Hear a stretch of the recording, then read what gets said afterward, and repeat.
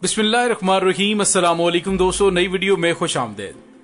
दोस्तों, जहांगीर तरीन और फिरदौस आशिक अवान ने काम दिखाना शुरू कर दिया। इत्तेहादी जमात काफ लीग ने एक बार फिर नाज नखरे दिखाना शुरू कर दिए हैं। कप्तान ने भी डट जाने का ऐलान कर दिया। वीडियो की तफसील में जाने से पहले आप देख रहे हैं हकीकत की दुनिया डॉक्टर अली के साथ। हमारा चैनल सब्सक्राइब करके घंटी के निशान को दबाना मत भूलिएगा। इस वीडियो को ज्यादा से ज्यादा फेसबुक, व्हाट्सएप और सोशल मीडिया पर शेयर जरूर करें। शेयर और लाइक करने के साथ साथ कमेंट बॉक्स में पाक फौज जिंदाबाद, पाकिस्तान पाइंदाबाद और पाकिस्तान के गुमनाम हीरोज को सलाम का नारा कमेंट जरूर कीजिएगा। दोस्तों, चंद रोज कबल वजीर आजम ने फिरदौस आशिक अवान को मुआवने खुसूसी इत्तलात के ओहदे से हटाकर उनकी जगह साबिक DG ISPR lieutenant general retired Asim Bajwa को मुशीर इत्तलात मुकर्रर किया था, जबकि सेनेटर शिबली फराज को वफाकी वजीर इत्तलात का कलमदान सौंपा गया। साबिक मुआवने खुसूसी फिरदौस आशिक अवान ने इस फैसले के बारे में लबकुशाई करते हुए इल्जाम आयद किया कि बहुत से लोग वजारत में दखल अंदाजी करते थे और वजीर आजम के प्रिंसिपल सेक्रेटरी आजिम खान ने बुलाकर इस्तीफा मांगा था। निजी टीवी के मुताबिक फिरदौस आशिक अवान ने खुद पर लगाए गए इल्जामात का दिफा किया और दावा किया कि उनके खिलाफ खबरें चलवाई गईं। साबिक मुआवने खुसूसी ने कहा कि वजीर आजम मेरी कारकर्दगी से मुतमईन थे, जो जिम्मेदारी दी गई उस पर पूरा उतरी, फराइज अंजाम दिए। मालूम नहीं कि एक साल में कौन कौन वजीर आजम के पास शिकायतें लेकर गया होगा। वजीर आजम को मेरे खिलाफ हकायक मस्क करके बताए गए। मेरी वजारत की फाइलें मुझे दिखाए बगैर वजीर आजम हाउस जा रही थी। सेक्रेटरी 6 माह तक मुझे फाइल्स दिखाए बगैर वजीर आजम हाउस भेजती रही। इल्जाम लगाया गया है कि इश्तिहारी कोटे से 10% कमीशन लेने की कोशिश की। मेरे दौर में किसी इश्तिहारी कंपनी को कोई अदायगी नहीं की गई। एक और इश्तिहारी कंपनी से मुतालिक भी इल्जाम लगाया गया। उनका कहना था कि काबीना और तहरीके इंसाफ में बहुत से लोग मुझे सपोर्ट करते थे।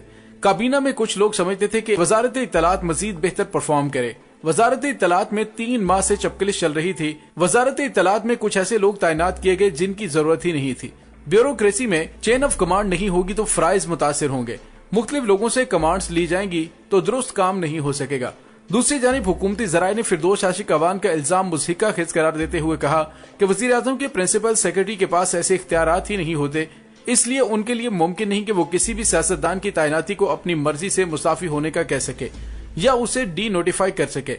हुकूमती जराये के मुताबिक बहुत से केसेस में वजीर आजम के प्रिंसिपल सेक्रेटरी पर तनकीद करने का मकसद वजीर आजम को हदफ बनाना होता है, जिन पर बराह रास्त तनकीद नहीं की जाती। एक तो फिरदौस आशिक अवान की जानिब से इल्जाम तराशियों का सिलसिला जारी है, तो दूसरी तरफ हुकूमत के लिए एक और मुश्किल खड़ी हो गई है। इत्तेहादी जिनको हुकूमत ने हमेशा अपने साथ का यकीन दिलाया है और हुकूमत अपने हर अच्छे इकदाम में क्रेडिट सिर्फ तहरीके इंसाफ को ही नहीं इत्तेहादियों को भी देती है। इस तनाजुर में देखा जाए तो इत्तेहादियों और हुकूमत दोनों की जिम्मेदारी है कि वो मिलजुल कर मुल्क की तरक्की के लिए काम करें। लेकिन इत्तेहादी जो अपने मुतालिबात से हमेशा हुकूमत को परेशान करने में पेश रहे हैं, करप्शन के खात्मे का ख्वाब लिए वजीर आजम बनने वाले इमरान खान हुकूमत के हवाले से मुख्तलिफ परेशानियों का शिकार होते रहते हैं। वजीर आजम इमरान खान के लिए सबसे बड़ी परेशानी इत्तेहादी जमातें हैं। इत्तेहादी पार्टियों और अपनी जमात के ग्रुपों के मबैन लड़ाइयों से परेशान वजीर आजम के लिए इत्तेहादियों के रोज रोज के मुतालबे दर्द सर बन गए हैं। उनकी जानिब से हुकूमत को परेशान करने का एक और मुतालिबा सामने आया है। पाकिस्तान मुस्लिम लीग काफ ने हुकूमत से तरक्याती कामों के लिए 20 अरब रुपए 3 इजला का मुकम्मल कंट्रोल और बल्दियाती इलेक्शन में भी पैकेज मांग लिया है, जबकि हुकूमत ने अपने इत्तेहादियों से मजीद ब्लैकमेल न होने का फैसला कर लिया है।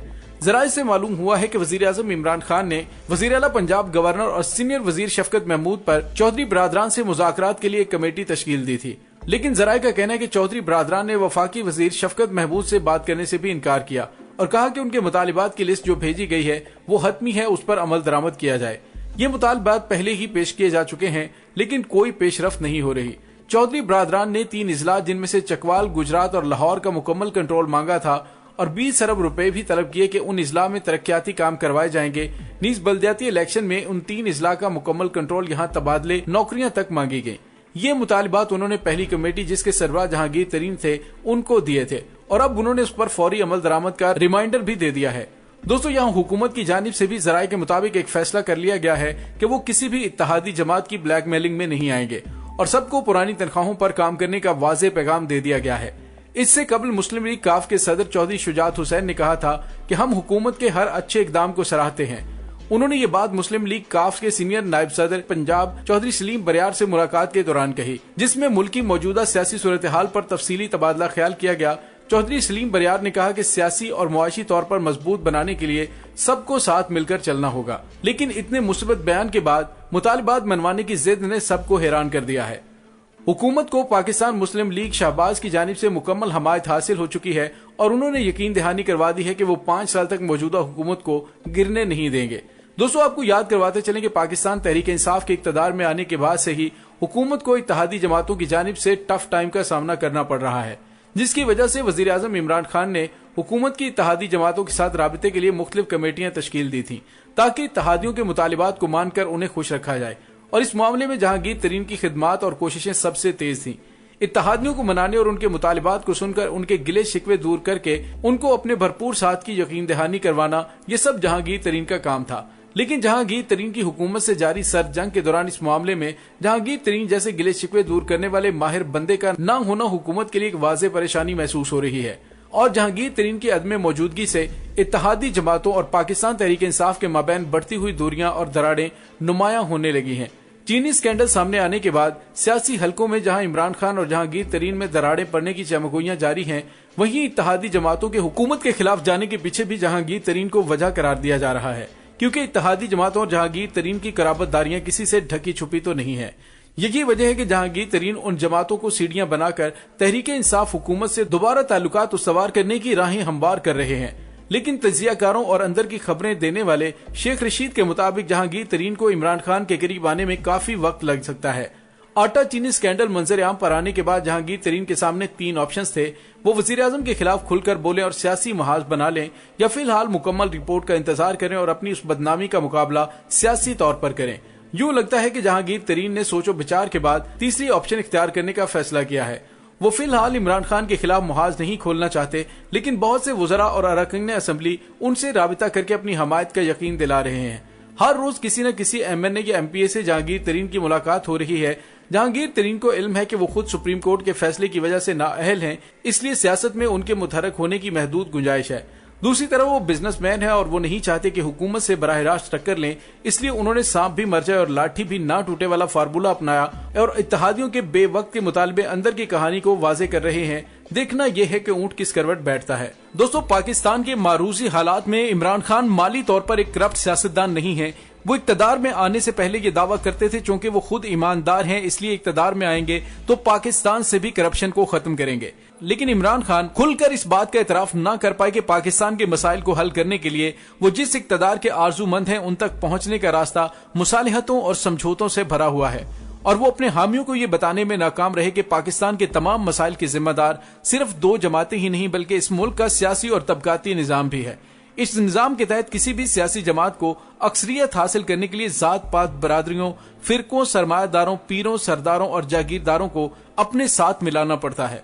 अगर इन तबकात को अपने साथ नहीं मिलाया जाएगा तो कौमी असम्बली की कुल 272 मुंतखब निशिस्तों में अक्सरियत हासिल करना तो दूर की बात, कोई सियासी जमात जोर लगाकर 10 निशिस्तें भी नहीं हासिल कर पाती। दोस्तों, PTI को 1997, 2002 और 2013 के इंतखाबात में कामयाबी नहीं मिल पाई, लेकिन 2018 के इंतखाबात में उन तबकात की हमायत हासिल करने के बाद ही PTI इस पोजीशन में आई कि हुकूमत बना सके। अब अगर कोई भी रहनुमा ऐसे तबकात के जिनके सियासत में आने का मकसद ही करप्शन, अकरबा परवी, थाने कचहरी की सियासत और अपने मुआशी मुफादात का तहफ़्फ़ुज़ होता है, उसको अपने साथ मिलाकर कैसे हकीकी तब्दीली लाई जा सकती है। अब इस निजाम के होते हुए अगर कोई ये दावा करे कि 25 जुलाई 2018 के इंतखाबात के नतीजे में नए पाकिस्तान ने जन्म लिया, तो उसको सादा लोही भी नहीं बल्कि बेवकूफी से ही ताबीर किया जा सकता है। यही वजह है कि माजी की तरह अब भी कभी चीनी स्कैंडल सामने आ रहा है तो कभी आटे का बहरान जन्म ले रहा है। इमरान खान और PTI का सबसे बड़ा अलमिया यह है कि वो एक करप्ट निजाम में खड़े होकर करप्शन के खिलाफ जंग करना चाह रहे हैं, जबकि तब्दीली लाने के लिए समाजी दूरियों को तब्दील करना पड़ता है, निजाम को चैलेंज करना पड़ता है, ना कि उसी निजाम से मुसालिहत करके इक्तदार हासिल किया जाए। इमरान खान और PTI के प्रोग्राम और मंशूर से उसूली तौर पर कोई भी हसास ज़हन रखने वाला पाकिस्तानी इनकार नहीं कर सकता। कौन सा ईमानदार पाकिस्तानी ऐसा होगा जो करप्शन की लानत से निजात नहीं चाहेगा? क्या पाकिस्तान का काबिल और पढ़ा लिखा नौजवान नहीं चाहेगा कि पाकिस्तान से लूटी गई दौलत वापस लाई जाए और नौजवानों को उनकी जायज सलाहियतों के मुताबिक पाकिस्तान में ही रहकर तरक्की करने का मौका मिले, आम लोगों को इंसाफ मिले और गरीबों के घर बने? मगर इन मकासद को हासिल करने के लिए इस निजाम को तब्दील करना बड़ा जरूरी है। जिस निजाम के बायस ये मसाइल पैदा हुए हैं और इस निजाम को तब्दील करने के लिए समाजी रवैये को बदलना होगा। अवाम को थाने कचहरी जात बरादरी की महदूद सोच से ऊपर उठकर सियासी फैसले करना होंगे। लेकिन सदियों पर मुहित ऐसे समाजी रवैयों को बदलने के लिए ताहाल हमें कोई उम्मीद नजर नहीं आ रही है। इस दुआ के साथ डॉक्टर अली को इजाजत दीजिए कि अल्लाह ताला मुल्क पाकिस्तान को इस्तेहकाम अता फरमाए और वजीर आजम पाकिस्तान इमरान खान को बेहतर और अच्छे फैसले करने की तौफीक दे जो पाकिस्तान के मुफाद में बेहतर हों। आमीन सुम्मा आमीन। इंशाल्लाह बहुत जल्द मिलते हैं एक नई वीडियो में। तब तक के लिए अपना बहुत सारा ख्याल रखिएगा। पाक फौज जिंदाबाद, पाकिस्तान पाइंदाबाद, पाकिस्तान के गुमनाम हीरोज को सलाम। अल्लाह वारिस।